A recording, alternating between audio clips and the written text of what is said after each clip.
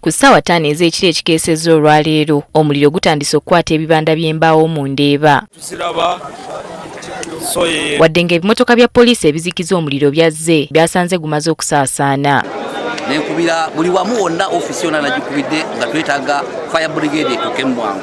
Naye fire brigade okuva omuliro gwatuuse kyagitwalidde essaawa nga nnamba nga tennaba kutuuka mu kifo kyennyini. Omuliro bakalituuse bw'oba wa fire brigade weddaga amazzi nga tewali kuzikiza niyo badda bafuuwa amazzi ne gaggwamu ne batambulamu tegannadda bino kubanga olupiira luzimu gakomyewo tebafunyeemu tusaba gavumenti ejjera babasuubuzi abafidde Mariam abantu bali mu malooni abantu tebalina ssente. Abatuuze n'abakolera mu kitundu kino n'okutuusa kati bakyebuuza ekyavuddeko omuliro guno. Omuliro guno gwavudde ku ki? Buli mwaka gutookya. Lwaki abantu baffe?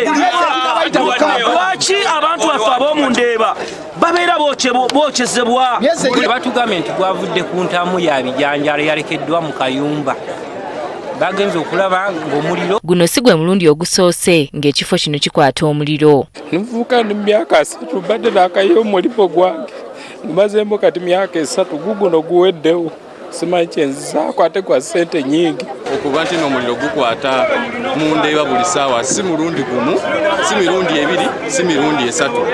Ebitanda byonna bibadde bizinesi y'ebitanda embaawo waliwo plywood ziri awo abadde akatikula plywood ziri miliyoni nga 30 zonna zaaweddewo masino ziraba zonna zaaweddewo. Abakulembeze baagala bazuule eddala ki ekiviirako omuliro guno.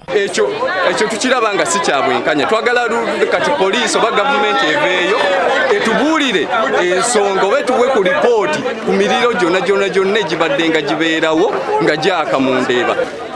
Ripooti eyagwe yerina okufuluma kubanga ziri endala sibaddeewo negulina okufuluma abantu bategeere kiki ddala ekyabaddewo tuleke kuteebereza buteebereza. Poliisi ekyanoonyereza ku kyaviiriddeko omuliro guno. Bukoota yaffe wano tewali hydrant newankubadde gundi yakolebwa recommendation endala nti mukuleetinga amakubo mutusobola okukola ki okuyita nga omuliro guzze era wetutuuse wano motoka zipakinze wala okutuuka ku siini. Ekiba kitegeeza nti mutekinga time okuconnectinga hose pipes okuzikiza omuliro.